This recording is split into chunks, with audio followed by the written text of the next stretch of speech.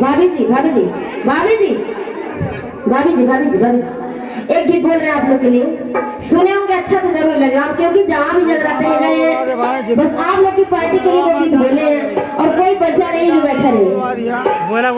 करी लगी अब खड़े रहिए, अगर अच्छा लग रहा तो खड़े रहिए, खड़े रहिए, ये समय बार बार नहीं आने वाला, साल भर के बाद आएगा। तो चलिए आ जाइए आप लोग।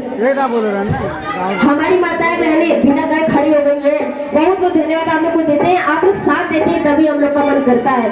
अब हम लोग वहाँ खड़े होकर इसे गाते रहेंगे, जैसे लग रहा कोई बात दिया, आप लोग सुन रही है क्या गा रही है, अपने गा रही है, अपने सुन रही, ना किसी को झुमा रही, ना अच्छा लग रहा है। आप लोग खड़े हो गए, इतना डांस कर दिए, बहुत बहुत धन्यवाद आप लोगों को। अपने अपने लिए एक बार ताली बजा लीजिए, अपने अपने लिए, क्या बात है। अब आप लोग की बारी, आप लोग एक बार खड़े जाइए, एक बार, बस एक बार भैया जी, एक बार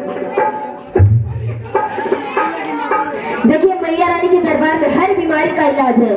जिनके पैरों में दर्द है, अगर ठुमका लगा दिया और कल से ना